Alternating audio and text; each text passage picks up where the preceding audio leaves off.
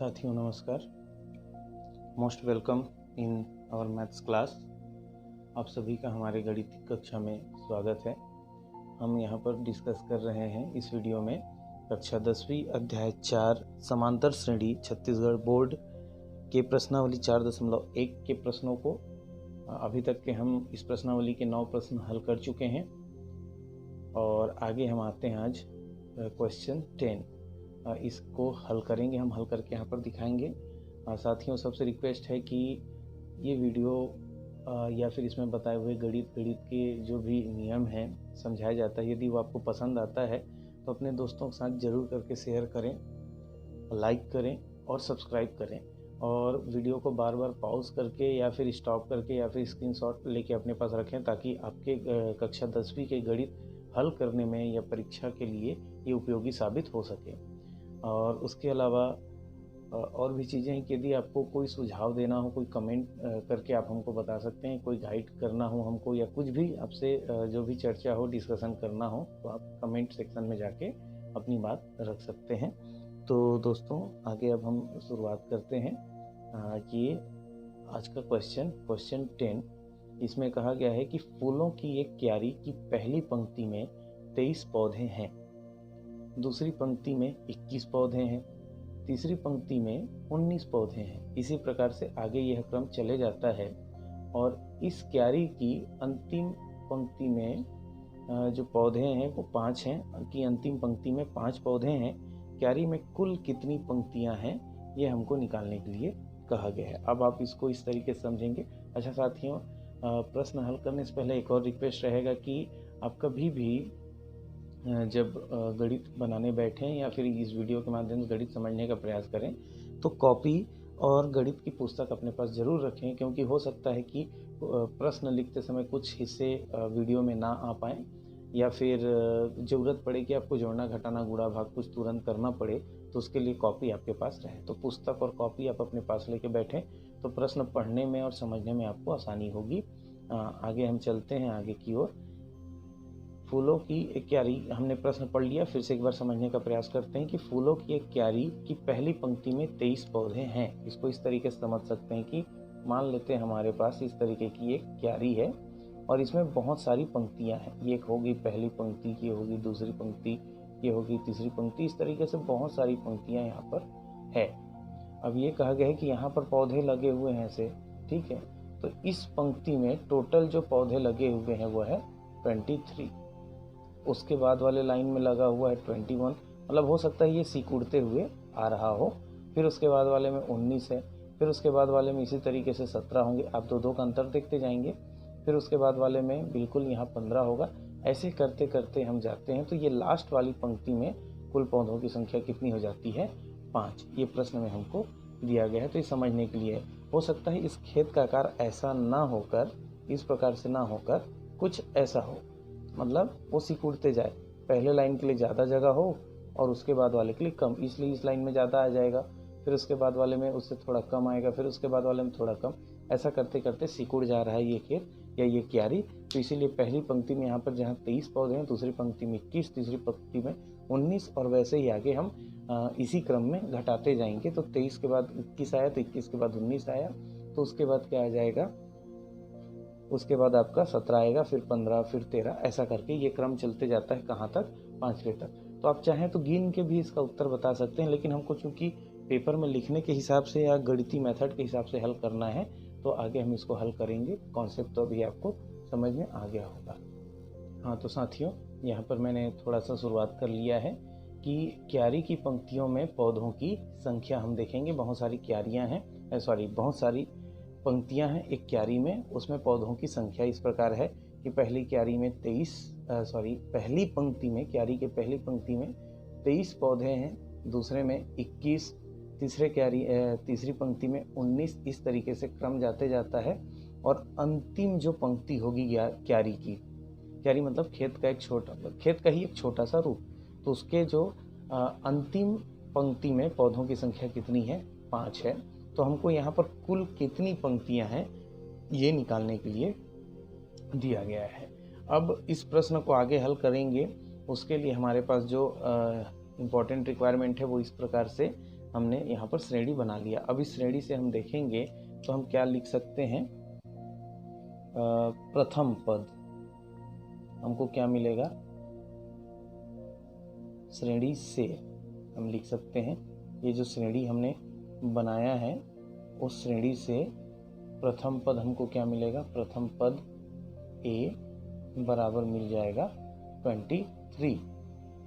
और तथा यहाँ नीचे लिख सकते हैं, बगल में लिख सकते हैं जहाँ भी, तथा सर्वांतर। आप अच्छा हो कि ये जो सर्वांतर वाला सेक्शन है ये नीचे लिखें, हम पिछले वीडियो में लिखते आए हैं उसी प्रकार से।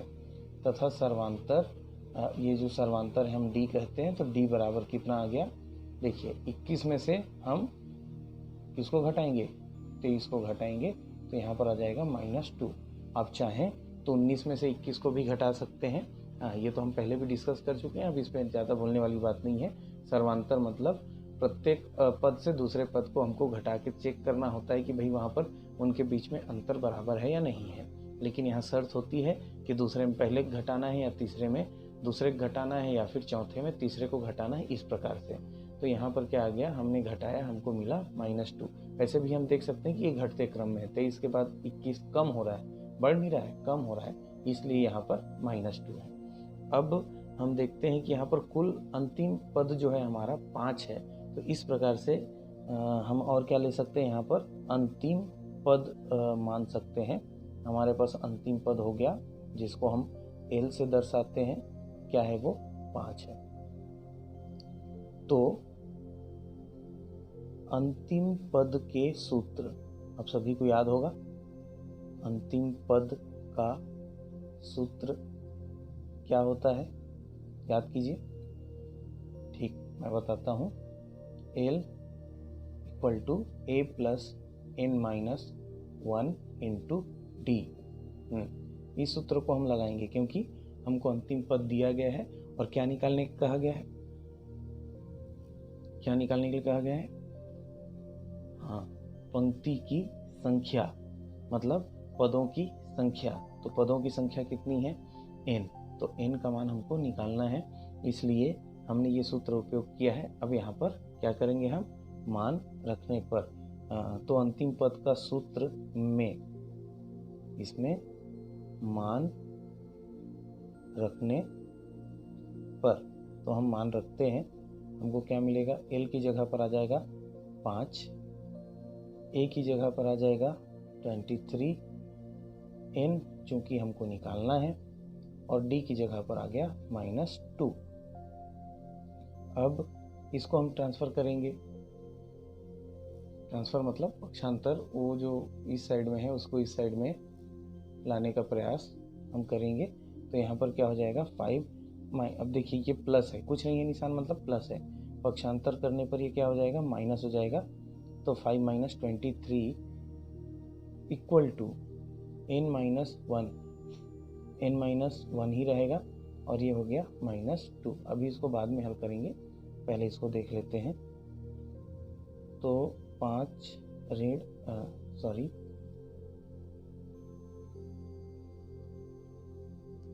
यहाँ पर हम हल करेंगे, पहले घटा के, -18 आ गया ये। अब इसका हम गुणा करते हैं n के साथ, तो n के साथ गुणा करेंगे तो क्या हो जाएगा, या फिर ऐसा करते हैं, क्योंकि इतने हिस्से का हमको हल करना है, इसको हम यहाँ ट्रांसफ़र कर देते हैं, और जानते हैं कि ये n-1 एक ब्रैकेट में है और -2 दूसरे ब्रैकेट में है, बीच में कोई निशान नहीं है, मतलब गुणा हुआ है, और गुणा हुआ है मतलब इसको जब हम ट्रांसफ़र करेंगे, पक्षांतर करेंगे, तो इसका इस पक्ष में जाकर क्या हो जाता है, भाग हो जाता है। तो ये नीचे चला जाएगा -2, और यहाँ पर क्या बच जाएगा, n-1। तो ये माइनस माइनस तो कट गया, और 2 एकम 2, और 2 का 2 × 18, मतलब हमारे पास यहाँ क्या आ जाता है, 9 = n-1। क्योंकि हमको n का मान निकालना है, इसलिए हम 1 को ट्रांसफ़र करेंगे, तो ये इधर आ गया और ये हो गया n। तो इस प्रकार से हम क्या देख सकते हैं, n = 10। इस n को हमने यहाँ लिख लिया, और 10 बराबर है, मतलब इसको इधर भी लिख सकते हैं, इधर भी कर सकते हैं, तो इसको इधर ट्रांसफ़र करेंगे, इधर हो जाएगा। तो वैसे ही हमने यहाँ पर बदल के n बराबर क्या कर लिया, 10। इस प्रकार से हम कह सकते हैं कि वहाँ पर अतः दिए गए, ये जो हमारे पास क्वेश्चन है ना, किसका क्वेश्चन है? क्यारी का। दिए गए क्यारी में पंक्तियों की कुल संख्या, यही पूछा गया है। पंक्तियों की कुल जो संख्या है, कुल संख्या कितनी है? हमने उत्तर निकाला, कुल संख्या 10 है। तो ये होता है क्वेश्चन 10 का आंसर।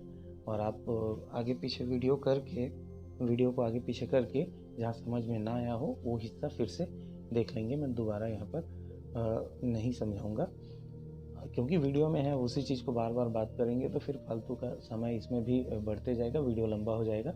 उसके बजाय आगे की ओर हम चलते हैं। अब यहाँ पर आपके लिए है क्वेश्चन 10 तो हो गया। अब हम यहाँ पर लेके आते हैं आपको क्वेश्चन 11। इसको मैं पूरा हल करके नहीं बताऊंगा, केवल शुरुआत या सामने की चीज़ बस बता दिया जाएगा। बाकी जो है एक पेज है जिस पे मैंने आंसर लिखा हुआ है, वो मैं अभी आपको यहाँ शेयर करूँगा। उसमें आप पॉज करके देख लेंगे और उसके अनुसार 11वें क्वेश्चन को बनाएंगे। लेकिन उसका शुरुआत क्या है ये मैं आपको समझा देता हूँ। ये रहा आपके सामने जो क्वेश्चन है, उसको आप देखने की कोशिश कीजिए। संजय ने वर्ष के प्रथम सप्ताह में 5 रुपए की बचत की और फिर अपनी साप्ताहिक बचत 1.75 रुपये, मतलब 1 रुपये और 75 पैसे बढ़ाता गया। यदि 9वें सप्ताह में उसकी साप्ताहिक बचत 20 रुपया 75 पैसे हो जाती है तो n का मान ज्ञात कीजिए। तो इसका जो आंसर है वो आपके सामने यहाँ पर मैंने शेयर कर दिया है। आप यहाँ से देख सकते हैं। ये संजय ने